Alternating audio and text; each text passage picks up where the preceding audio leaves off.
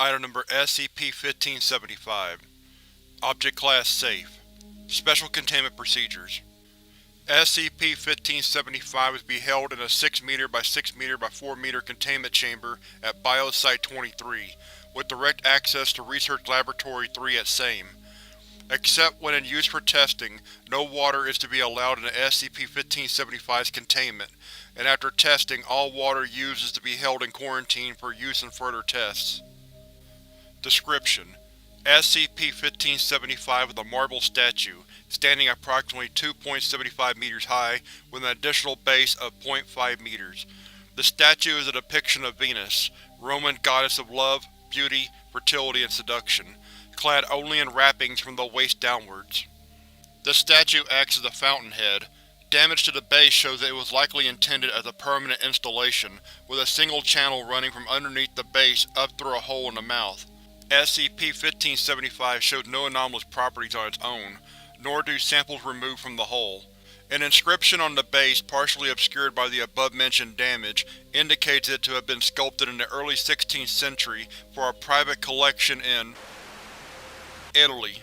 Any otherwise fresh water which is allowed to pour through SCP-1575 in its nature as a fountain, henceforth referred to as SCP-1575-1, is shown to have mutagenic properties when consumed or otherwise introduced into a body. External application, including long-term submergence, does not trigger a mutation. Non-human mammalian creatures who consume at least 0.5 liters of SCP-1575-1 daily will begin mutating into a human being over the course of roughly 1 month, with ethnicity roughly in accordance with humans native to the species' natural habitats. For example, a European deer will have primarily Caucasian features post-mutation, while a North American deer will have features like those of Native Americans. Curiously, most modern breeds of dogs and cats will have indistinct or mixed racial features. Survivors of this process describe it as extremely painful, and it has an approximate 25% fatality rate for females. Males experience a 95% fatality rate, with most survivors having an androgynous appearance with non-functional or completely missing genitalia. Additionally, there is a 40% chance that the animal will retain one or more pre-mutation features, such as fur, paws instead of hands and/or feet, a tail, non-human ears, etc. The final apparent age of the subject is normally in accordance to the stage of life that the creature involved: prepubescent, adolescent, adult, elderly. It should be noticed that cases where the subject is gaining or losing a significant amount of mass, appetites and bodily functions will shift to match. Please see the attached testing logs for specific information. After a successful mutation is completed, subjects normally display an intelligence level typical for what is considered average for their species. Several subjects have shown a somewhat increased capacity for problem-solving that is considered normal for their species. Whether this is due to neural reconstructuring or a byproduct of Foundation testing is currently unknown. Many subjects which develop proper vocal cords are able to learn to speak, but typically only with rudimentary phrases of basic needs, such as food, sleep, play, etc.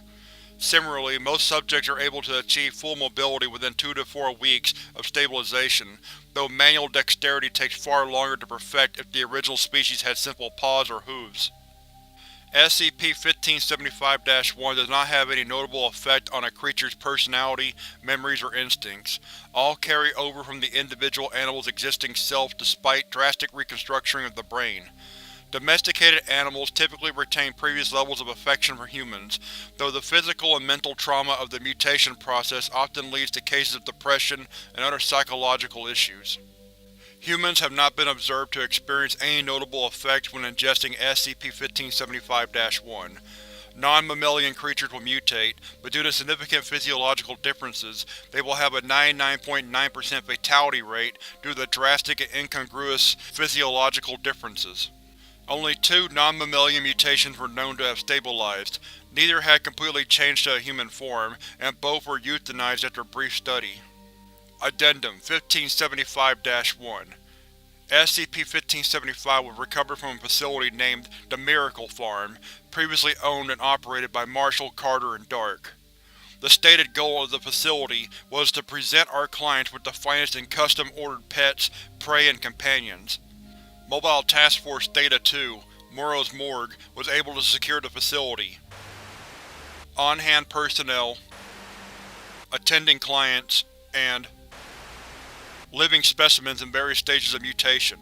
Only specimens were deemed fit for transportation and study, all others euthanized on site. Farm personnel and clients were detained for questioning, then given Class A amnesiacs and released. A cover story of a runaway fire was implanted in their memories before release to explain the destruction of their facility.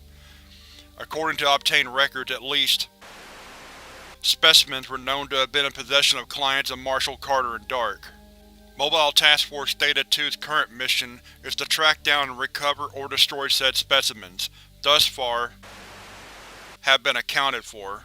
Addendum 1575-2 Select Testing Logs. Test 1575-2 Subject: Female Japanese field mice. Epidemus argenteus. Adolescent. Result: Subject expired after 12 days. Cause of death determined to be due to overall body size increasing faster than the cardiovascular system was able to supply.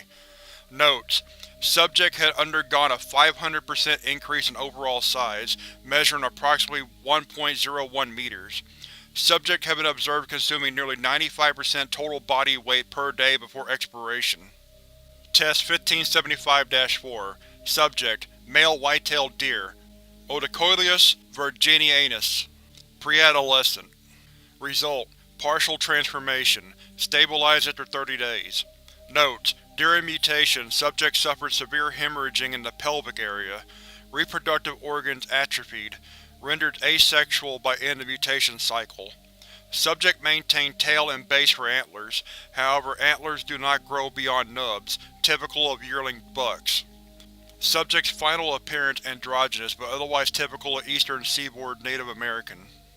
Test 1575-6 Subject: Female Bengal tiger. Panthera tigris, adult. Result: Subject expired after 4 days due to cardiac arrest and failure of liver and kidneys. Notes: Due to the subject's aggressive nature, it was kept sedated during examination. It is believed that the sedatives disrupted the normal mutation process and caused the organ failure.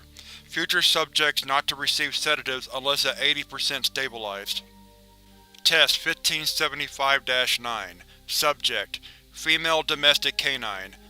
Canis lupus familiaris. Of mixed breed, adult. Result: Experiment aborted after 6 days. Notes: Subject was discovered to have a significant flea infestation as well as intestinal parasites. Said parasites were all affected by SCP-1575-1. Testing procedures updated. Dr. sent notice to all staff working with SCP-1575. Test 1575-12 Subject: Hyacinth macaw. Enderhinchus hyacinthius. Pre-adolescent. Result: Subject expired after 20 days. Cause of death determined to be internal injuries suffered from extensive bone fractures. Notes: It appears that in this case, the subject's skeleton was not able to change at such a speed as to match the rest of the body. Differing muscle functions and the stresses of the mutation caused over 60% of the skeletal structure to break in various manners. Curiously, the extremities of the wings had already begun to split and appeared to have been forming into crude hand analogues. Test 1575-15 Subject: Female grizzly bear. Ursus arctos horribilis. Adult. Result: Mutation complete. Stabilized after 32 days. Notes: Subject did not consume any food or drink besides SCP-1575-1 during the first 29 days of mutation. Subject's excreta shown to contain excessive amounts of organic material, fatty deposits, blood, etc. Test 1575-16 Subject: Female gravy zebra. Also imperial zebra. Equus gravy. Adolescent. Result: Partial transformation. Stabilized after 27 days. Notes: Subject's main body, hind legs and most of its head shifted to human with an appearance of native African, while front legs and jaw structure remained most normal for a zebra. Subject showed extreme distress, difficulty of movement and impairment while eating. Euthanized after thorough examinations. Addendum 1575-3 Notice from Dr. regarding a minor containment breach involving SCP-1575. Following the incident on the 12th of this month during Test 1575-9, any animal to be used in testing with SCP-1575 is to be thoroughly examined for both external and internal parasites. Our initial belief that SCP-1575-1 only affected the primary host was proven wrong. It apparently retains its mutagenic properties even when ingested secondarily through the host's lower GI tract or bloodstream. We absolutely do not need another instance of half-mutated flea creatures, and the psychologist is having a hard time helping Janet with her nightmares of a 7-foot-long tapeworm with a screaming face tearing out the belly of a dog. Dr.